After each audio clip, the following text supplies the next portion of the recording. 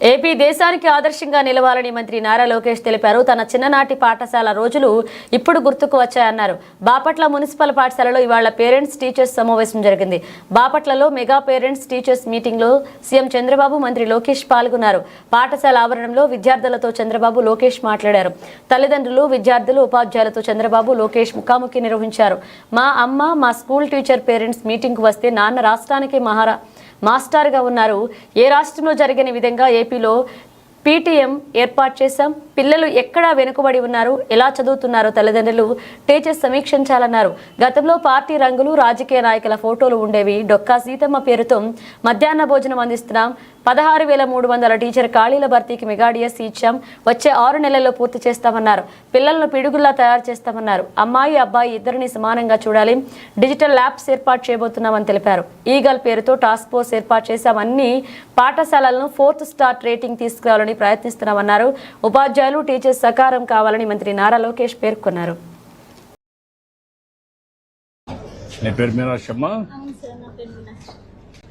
First మొత్తం వాళ్ళ background నేము, health background sir. ఇది అటెండెన్స్ సార్. ఆగస్ట్ లో సార్ రాలా, అక్టోబర్ ఎగ్గొట్టి సార్ స్కూల్. అయ్యో టైఫాయిడ్ వచ్చిందా? ఎలా ఉంది మొత్తం రికవర్డ్? సో అటెండెన్స్ కూడా పారామీటర్ సార్ స్కూల్ ర్యాంకింగ్ లో.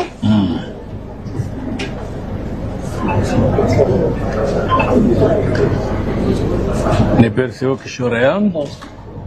ఏం చేస్తావా నువ్వు? Lorry driver. నీ వైఫ్ ఏం చేస్తుంది? పార్వతి ఇంట్లోనే ఉంటుందమ్మా. అది కాకుండా ఇంకేమైనా ఆదాయం ఉందా? ఎంతమంది పిల్లలు?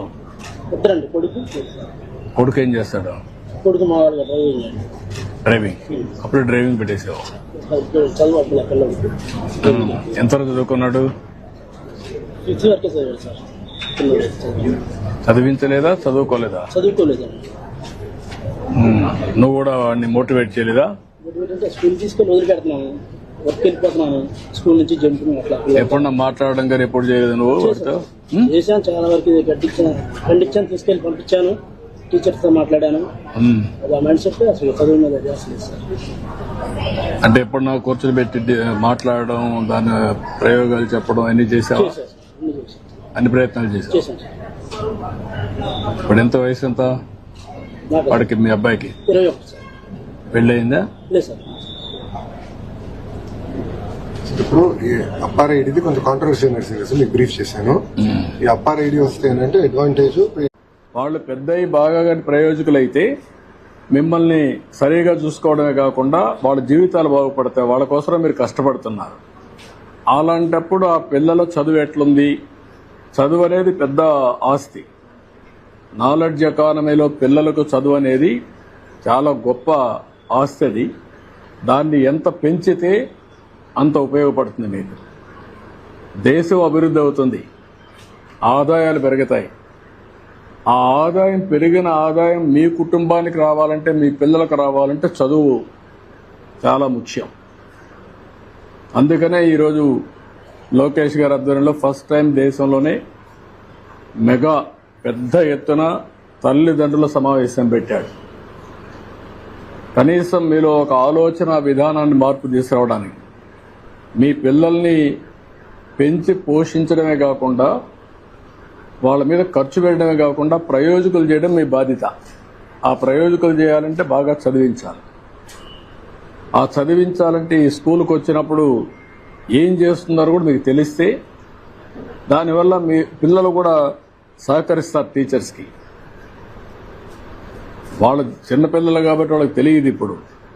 ఇప్పుడు బాగా చదువుకుంటే వాళ్ళ జీవితాలు బాగుపడతాయి. దానికోసం పెట్టాం. సంతోషం, మీ అందరితో మాట్లాడుతున్నాం. ఇన్ఫ్రాస్ట్రక్చర్ మీద ఏంటి, దాని మీద ఏమేమి ఉంది? ఇప్పుడు అది ఓన్లీ కమిషనర్ ఇన్ఫ్రాస్ట్రక్చర్ ఒక వర్టికల్ క్రియేట్ చేశారు సార్.